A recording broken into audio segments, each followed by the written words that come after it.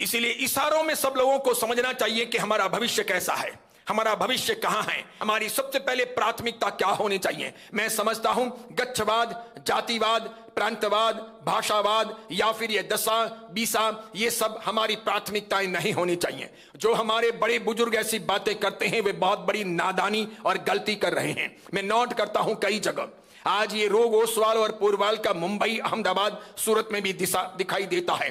दशा और बीसा का रोग भी सूरत, मुंबई, अहमदाबाद और अन्य जगह पर भी दिखाई देता है। जहां कहीं भी बड़े शहर हैं, जहां कहीं ट्रस्ट मंडलों का या फिर अलग अलग प्रकार की कमेटियों का गठन होता है, वहां पर भी ये ओसवाल, पूर्वाल या फिर दशा बीसा या श्रीमाली या तीनतुई, चारतुई, खतरगच, तपागच का भेद और उसके विभाजन और उसके वैमनस्य देखने को मिलते हैं। ये दुर्भाग्यपूर्ण है।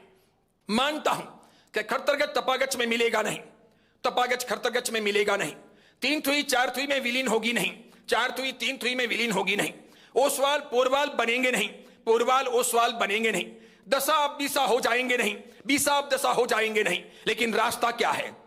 रास्ता यह है कि हम सभी भगवान महावीर की परंपरा के श्रावक और श्राविका हैं। रास्ता यह है कि हम सबके लिए नवकार मंत्र एक समान है। रास्ता यह है कि हम सब नव तत्वों में विश्वास करते हैं और कर्मवाद, कार्मिक फिलोसॉफी में विश्वास करते हैं। रास्ता यह है कि हम सबको पंच महाव्रतों में, 12 व्रतों में समान मान्यता के आधार पर यकीन है, आस्था है, विश्वास है। इतना भी काफी है। सब अपने अपने गुरुओं को भज लो, अपनी अपनी मान्यताओं को अपने अपने स्थानों पर रखो, लेकिन बिखरने से फायदा क्या होगा? सभी ऐसा कर लेते हैं तो बहन बेटियां लाओगे कहां से? शादियां करोगे कैसे? कब तक अपने बेटों को बूढ़ा होने का इंतजार करवाओगे? अभी भी जब शादियों की इतनी तकलीफें हैं, सगाई सगपन समय पर नहीं हो रहे हैं, योग्य उम्मीदवार को योग्य कन्याएं या योग्य वर नहीं मिल रहे हैं, ऐसी हालत में समाज जब इतनी सारी समस्याओं में जकड़ा हुआ है और परेशान है, अब इसमें सोचिए क्या मायने रखता है खतरगच, तपागच, तीनतुई, चारतुई, एक तिथि, दो तिथि या ओसवाल, पूर्वाल या स्थानकवासी, तेरापंथी, मंदिर मार्गी? क्या मायने रखता है? मैं तो ये सोचता हूं हम जैन बने रहें, ये भी काफी है। ये चिंता कीजिए कि हम में से कोई जैन धर्म ना छोड़ दें, वो धर्म से पतित ना हो जाएं, वो मिथ्यात्वी ना बन जाएं, वो अन्य अन्य देवी देवताओं को, पंडित पुजारियों को, पीर फकीरों को झुकने वाला और मानने वाला ना बन जाएं। जो परम पुण्य के प्रताप से देवगुरु धर्म मिले हैं उस मार्ग पर भी आगे बढ़ जाएं तो बहुत है। हो सकता है कोई गच्छ बड़ा है, कोई गच्छ छोटा है, कोई संप्रदाय बड़ा है, कोई संप्रदाय छोटा है, कोई संगठित है, कोई विघटित है। कोई 50 साल तरोताजा रह जाएगा, किसी की उम्र तरोताजा रहने की 100 साल हो जाएगी, कोई 150 साल तक भी लाहो जलाली पूर्वक जी लेगा, कोई 200 साल जी लेगा, किसी की श्वास 25 साल में ही निकलने लगेगी, कोई 50 साल में परास्त होने लगेगा। यानी देर सवेर सब में कहीं विकास, कहीं अवनति, कहीं उन्नति, कहीं गिरावट देखने को मिलेगी। किसी जमाने में खतरगच भी बहुत मजबूत था, आज तपागत सबसे मजबूत है। जिन प्रभुसुरी जी महाराज को दैविक संकेत मिले थे वो खतरगच की परंपरा के थे। जिन प्रभुसुरी जी महाराज और उनको दैविक संकेत मिले थे कि तुमने इतने सारे साहित्य की रचना की है। आचार्य भगवंत ने पूछा कि आगे भविष्य में जैन धर्म का कौन सा संप्रदाय, कौन सा गच्छ मजबूत रहेगा और लंबे समय तक जीवंत रहेगा? तो देवी माता ने कहा तपागच सबसे मजबूत रहेगा और लंबे समय तक जिंदा रहेगा। उस खतरगच के आचार्य भगवंत ने अपना पूरा साहित्य तपागच के आचार्य भगवंत को समर्पित कर दिया कि बनाया मैंने है, लेकिन इसकी रखवाली करने का जिम्मा आगे तुम्हारे कंधों पर आएगा, मैं अभी तुम्हें सौंपता हूं। जब मालूम पड़ जाए छोटे भाई को कि मेरी उम्र और मेरी परंपरा सामान्य है, लेकिन मेरे बड़े भाई का वंशज लंबे समय तक चलने वाला है, तो दूसरी जगह माथा पटकने के बजाय, दूसरी जगह माथा फोड़ने के बजाय अपने बड़े भाई को अपना वंश सौंप देना वो ज्यादा अच्छा है। जब आपको मालूम पड़े कि अब मेरा कारोबार, मेरा घर मैं संभालने के लायक नहीं हूं, तो मेरे बड़े भाई या छोटे भाई को सौंप दूं और उनका लंबा चलने वाला है तो कम से कम सबकी सार संभाल हो सकेगी। ये गलत नहीं है।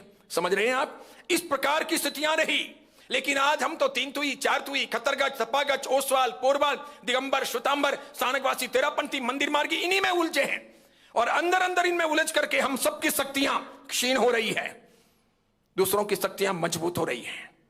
वे सिंडिकेट कर रहे हैं, हम डिवीजन में जा रहे हैं, वे इकट्ठे हो रहे हैं और हम धीमे धीमे विभाजित हो रहे हैं। हमारा उल्टा नुकसान हो रहा है। कितना कितना हमारा नुकसान हो गया। अब कोई जाति समझो ओसवाल हैं और उन्होंने बड़े काम कर लिए तो क्या फर्क पड़ गया, और पोरवाल है उन्होंने बड़े काम कर लिए तो क्या फर्क पड़ गया। ये जो भी दशा है, बीसा है, ओसवाल है, पोरवाल है, ये सब सामाजिक विभाजन थे, इनको धर्म के क्षेत्र में लाना नहीं चाहिए।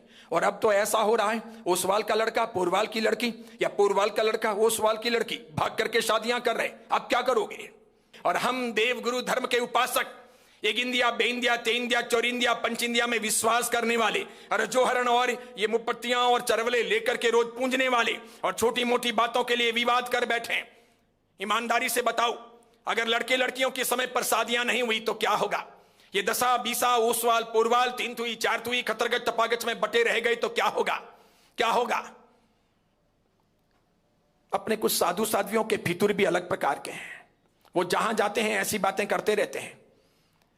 उनको क्या है, उनको घर तो बसाना है नहीं, उनको शादियां करनी नहीं है, उनको दुकानदारी चलानी नहीं है, उनको कोई चिंता है नहीं, उनके कोई आगे रोने वाला नहीं, पीछे धोने वाला नहीं, टाले बोले कुछ भी कह के चले जाते हैं। मुझे बड़ा दुख होता है सुनता हूं, तब कुछ भी कर लेते हैं, कोई फायदा भी नहीं है। क्या फायदा है। आज मैं भी चाहूं तो आराम से मंदिर मार्गियों की अलग से मीटिंग बुला करके बात कर सकता हूं, और मैं कल चला जाऊं, भले मेरी वाहवाही हो जाए, भले ये लोग मुझे 5 लाख का और चढ़ावा लेकर के कमली उड़ा दें, जोरदार सोने की चांदी के सिक्के रख करके गुरु पूजन कर लें, फायदा क्या होगा, क्या फायदा होगा। इसलिए मैं तो जिस किसी गांव में, शहर में जाता हूं और वहां मंदिर मार्गी नहीं होते तो भी कहता हूं सानकवासी और तेरा पंथी को कि मजबूत रहना, पक्के रहना, सदाचारी रहना, आचार विचार संपन्न रहना। यहां चौमासे बहुत घर कम है इसलिए होंगे नहीं, तुम बदल मत जाना। ये पीर फकीरों के, पंडित पुजारियों के हवाले मत हो जाना। देवगुरु धर्म पर, अरिहंत प्रभु के शासन पर विश्वास करना, रत्नत्रय की साधना करना, अच्छे तरीके से रहना, संभलना। और सुनो, रात दिन कभी कोई जरूरत पड़े और कोई तकलीफ हो तो मुझे याद करना, मुझसे जो भी हो सकेगा मैं भी करने की कोशिश करूंगा। मैं ये कहता हूं और यही मेरा ईमान है और मेरी इच्छा है कि इसी प्रकार होना चाहिए। दक्षिण भारत के समाज को बचाने के लिए तो ये चीजें अत्यंत आवश्यक है। अगर ऐसा नहीं करेंगे, कौड़ियों के मोल बिक जाएंगे। हमारी बड़ी बड़ी विरासतें हैं, हमारी बहन बेटियां हैं, हमारा अपना कामकाज है, तो सभी चीजों को समझ करके आगे बढ़ने की कोशिश करनी चाहिए कि बंटवारे जो हो चुके वो हो चुके, अब नए बंटवारे नहीं होने चाहिए। अब तो सिंडिकेट होना चाहिए, प्रेम भाव होना चाहिए। हकीकत यह है, सत्य यह है, सम्यक दर्शन यह है कि हम सब मिलजुल के रहें, हम सब सहिष्णु बने, हम अपने गुस्से को, हम अपने अभिमान को, माया कपट को दूर करें, आपस में प्रेम भाव बांटें, सदाचार की साधना करें, जिन शासन को समझें, देवगुरु धर्म के मार्ग पर आगे बढ़ें, जितना अपने से हो सके करें। माना सब लोग एक समान पैसा नहीं खर्च करेंगे, ये भी माना कि सभी लोगों के पास में एक समान शक्ति नहीं होगी, इसलिए सब लोग एक समान समय या शरीर का बलिदान नहीं देंगे, लेकिन जिसके पास में जो हो वो उसकी भलाई, ऐसे करते हुए समाज को लेकर आगे बढ़ना चाहिए।